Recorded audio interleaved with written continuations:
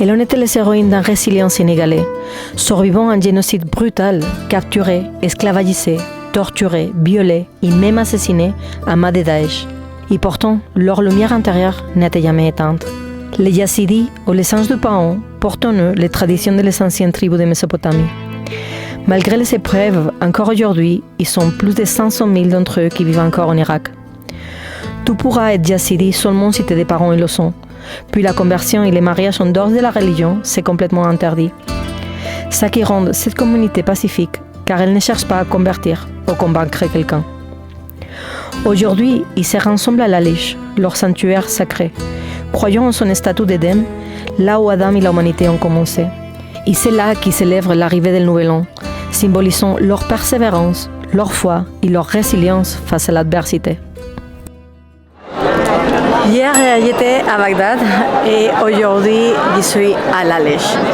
J'ai fait une route de plus ou moins 500 km dans 5 journées parce qu'en vrai, j'étais très intéressée pour une culture qui se trouve au nord de l'Irak, dans la zone du Kurdistan iraki, que c'est les Yazidis. Je vais vous raconter un peu pourquoi ça m'intéresse, cette culture et cette religion et ce peuple.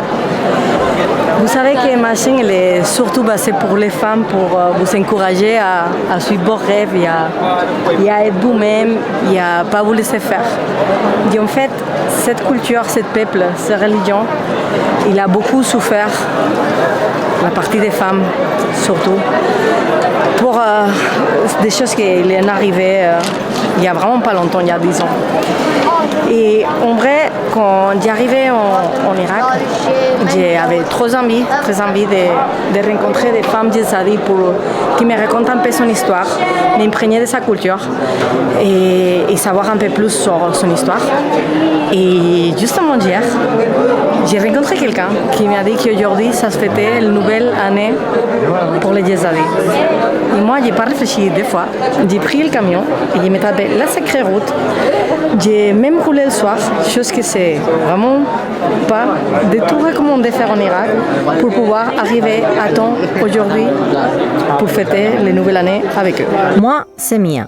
Et un jour, j'ai réalisé que j'ai préféré regretter les choses que j'avais faites plutôt que celles que je n'avais pas tentées. C'est comme ça que j'ai intégré Patrick dans ma vie et nous sommes devenus nomades. Patrick, c'est mon camion.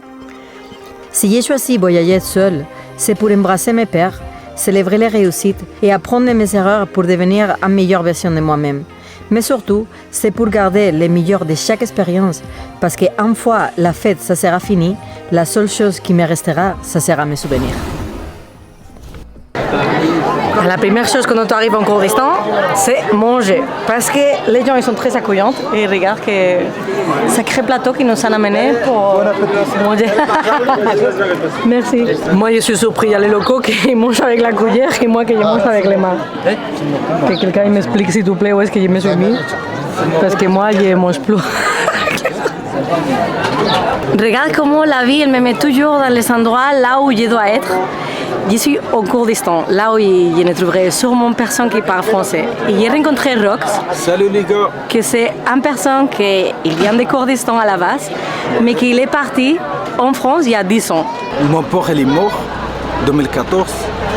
Avant j'étais petit, j'ai moi de 18 ans. Je reviens en France avec maman.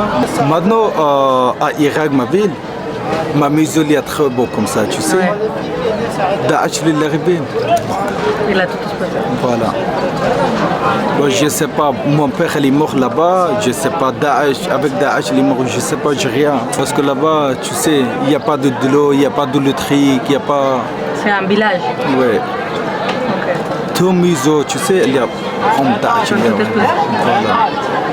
C'est pour ça que c'est compliqué pour nous. C'est assez impactant d'entendre ces mots. Ils sont vraiment les cœurs cassés et ça sent vraiment la détresse dans ces paroles. Il y a des gens qui m'expliquaient qu'en fait dans des familles del village, il y en avait des familles qui en avaient jusqu'à 9 enfants et que là aujourd'hui, il y a Parfois, même pas un seul qui reste dans toutes ces familles. À Irak, avant 2014, avant Daesh il est arrivé, elle a dit elle connaît un familia. Avant, il a dit il y a beaucoup, plus de 20 comme ça garçons. Elle a dit maintenant il y a jusqu'à 19 qui sont morts avec Daesh. Ils ont été assassinés. Ouais. Il a dit comment on va ma ville à Irak. Ah ouais. Tout il est mort, tout avec Daesh. À Souria, à je ne sais pas où. C'est compliqué. Il y avait un monsieur qui essayait de m'expliquer qu'en fait en 2014, quand ils ont pris presque toutes les femmes yazidis pour les vendre comme esclaves et à l'autre partie ils les ont tuées. En fait, les gens ils avaient vachement peur de que les yazidis allaient disparaître parce que du coup il n'y en avait plus de femmes pour pouvoir donner naissance avec des nouvelles yazidis dans les familles. Et il était content, il était heureux, il me disait ça avec un sourire. Il me disait qu'aujourd'hui il est heureux parce qu'il voit plein de jeunes femmes, plein d'enfants et plein de yazidis encore autour de la Lèche en train de fêter une nouvelle année et que du coup ça les rendait vachement heureux que sa culture et que son peuple il n'était pas mort. Et du coup, tu vois, c'est ça en fait pourquoi je suis là, parce que dans des moments comme ça, je me sens plus humaine, je me rends compte de la chance qu'il y en a. Et surtout, j'apprends qu'il y en a des personnes qui sont vachement souffert pour des injustices, parce que finalement, pourquoi ils sont tués sur cette personne sans sens? Pourquoi on tue encore aujourd'hui des gens? Pourquoi il y a des guerres? Pourquoi il y a des gens innocents qui meurent? Et pourquoi nous, les personnes qui marchent sur la terre, on doit suivre ça? Parce que des gens ils décident que sont comme ça les choses. Et je ne trouve pas ça juste, je ne trouve pas ça joli. Et en fait, le vivre et parler avec eux et sentir les sentiments que je suis en train de sentir aujourd'hui ici, ça me fait plus humaine.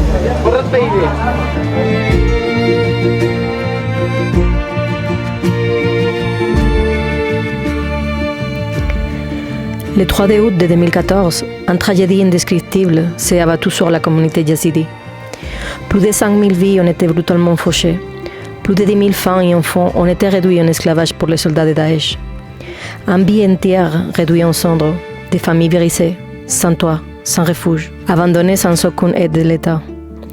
10 ans plus tard, la douleur persiste. Plus de 3000 personnes restent portées disparues. Leur destin, inconnu. C'est l'histoire d'une communauté marginalisée qui continue aujourd'hui de lutter pour sa survie et sa dignité.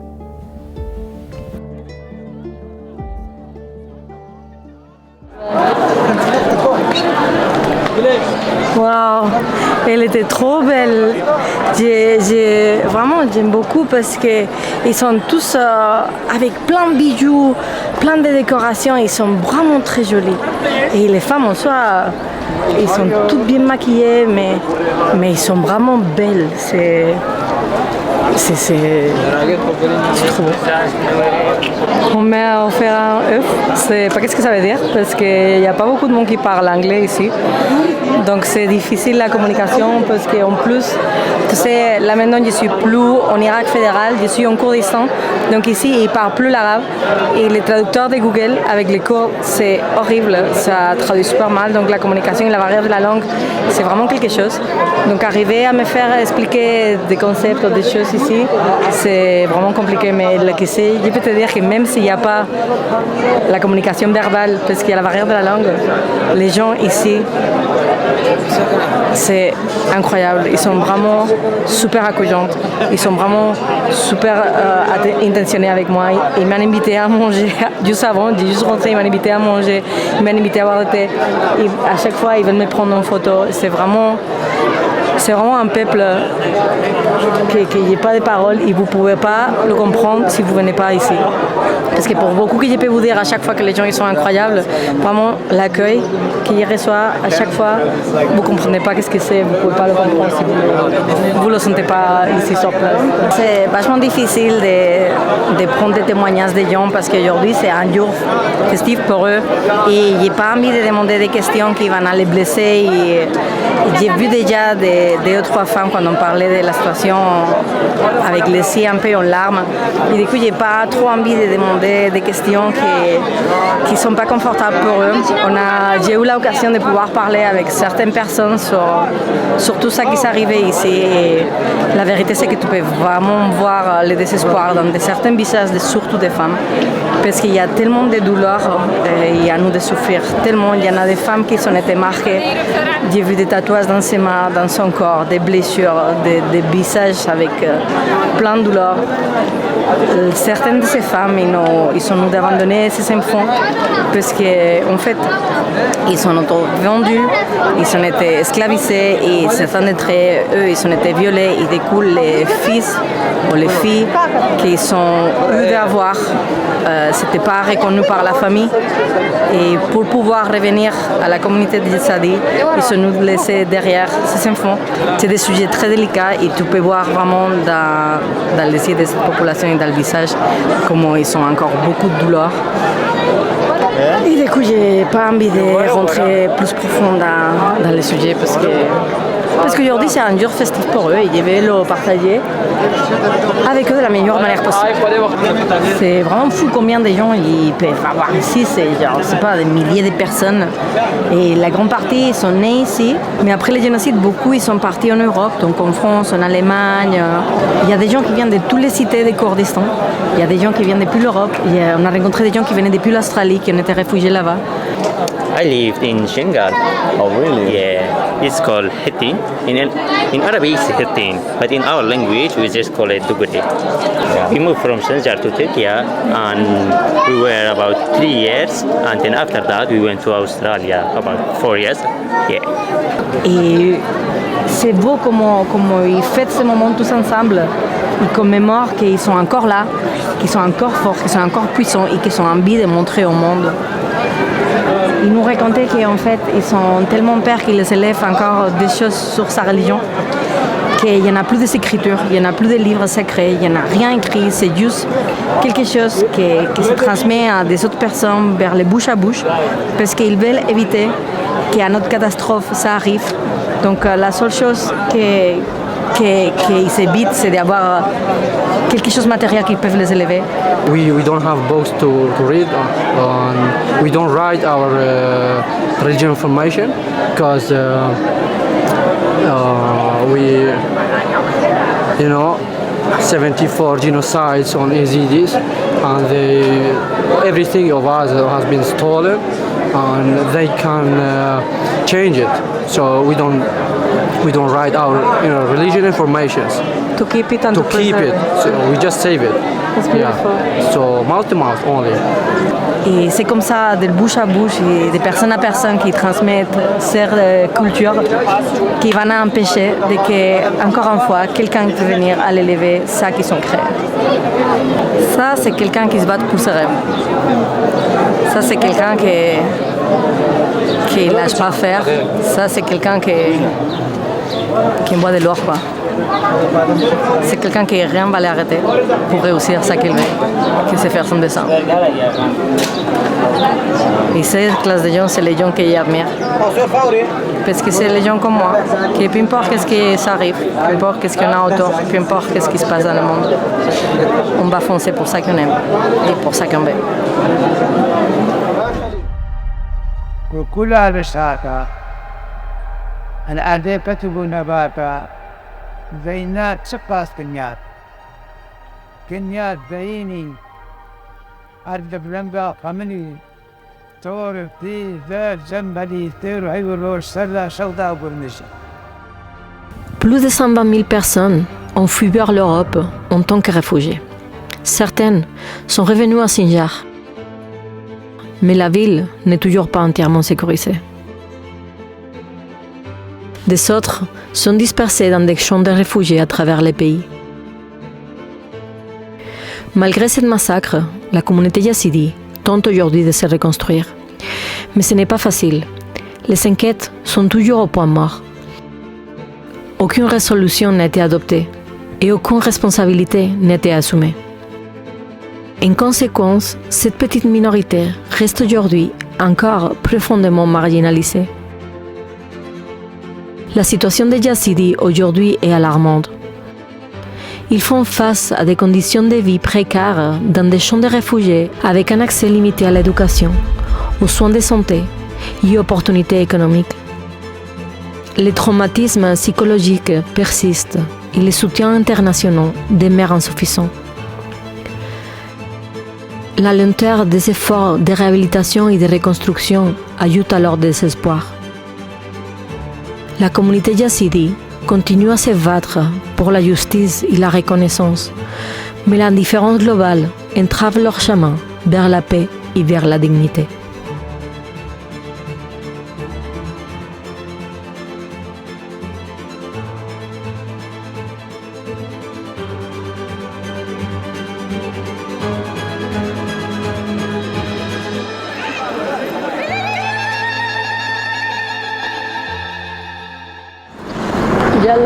J'ai arrivé à un endroit qui est une espèce de fondation pour aider les réfugiés et les gens impliqués dans le génocide des Yazidis. Et je vais essayer à parler avec quelqu'un pour voir s'il me donne des renseignements et si je pourrais avoir quelques témoignages des gens et voir un peu aussi comment ils vivent aujourd'hui.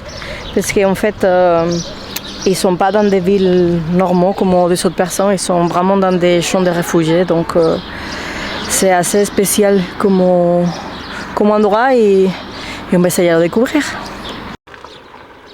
Je viens de sortir des champs là-bas et la vérité c'est que j'ai le cœur... je ne sais même pas comment ça dit en français, je n'ai même pas de paroles pour décrire comment je me sens tout de suite. Et je peux te dire que la sensation que j'ai maintenant c'est assez... difficile à expliquer parce que pour un partie, je suis super heureuse d'avoir partagé ces moments avec ces gens parce que vraiment la communauté yazidi, ils sont incroyablement hospitaliers, incroyablement bonnes personnes, mais en même temps, cette communauté, elle est incroyablement marginée pour la société et le vivre en première personne, ça n'était pas facile. Donc parler avec eux et me faire expliquer l'histoire, comment eux l'ont vécu, parce que eux, ils habitaient à Sinjar quand le génocide il a eu lieu. Et voir cette famille complètement déstructurée, parce qu'en partie, il est parti comme réfugié en Europe, chose que j'ai eu l'opportunité de parler avec une des personnes qui est en Allemagne en train d'habiter parce qu'il était ici en vacances juste maintenant. Il parle espagnol super bien, donc j'ai eu la possibilité d'avoir cet échange avec lui. Il m'a expliqué qu'en fait, il y a un parti qui est parti en Europe, il y a un petit parti qui est resté ici, il y a un parti qui est mort dans le génocide. Et avoir cette expérience depuis sa bouche, et en plus dans ma langue maternelle, ça m'a fait un pincement dans mon cœur. Parce que la vérité, c'est que lui, il a la chance parce que maintenant, il est en Europe, il a notre mentalité, il voit les choses de plus loin et il a une opportunité là-bas. Mais les gens qui sont ici, en fait, il est en train de me raconter que ça fait 10 ans qu'ils habitent là-dedans, dans des maisons qui sont construites avec ses propres mains. C'est complètement dépendant de la société et du gouvernement parce que c'est eux qui les donnent l'eau, l'électricité, le terrain et tout le reste. Et du coup, là maintenant, ça fait quelques mois qu'ils sont en train de contempler la possibilité de les retourner à Sinjar, que c'est l'endroit de là où il vient, l'endroit là où le génocide il a eu lieu. Un endroit que c'est toujours pas sécurisé, un endroit que c'est toujours pas reconstruit et un endroit que je ne souhaite personne d'être forcé à retourner parce que la vérité c'est que ça fait 3 semaines que j'essaye à pouvoir avoir les permis pour pouvoir aller la visiter, pour pouvoir l'expérimenter et le partager avec vous et j'ai toujours pas eu la réponse. Mais m'ont dit que la manière de les virer des camps de réfugiés là, ce n'est pas de les demander s'il te plaît de partir, c'est de les couper l'eau et l'électricité de lesquels sont dépendants du gouvernement. Et entendre tout ça de la voix de quelqu'un qui habite là-dedans, dans des maisons très simples, avec une gentillesse que j'ai pas de parole à vous décrire,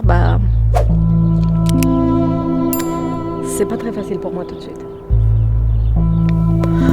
Aujourd'hui, plus que jamais, il est crucial de promouvoir la paix et la tolérance. Il devrait être impossible qu'à notre époque, on entende encore parler de guerre ou de génocide. Nous devrions célébrer la vie en respectant la diversité et en construisant un monde où chaque individu peut vivre librement et en sécurité.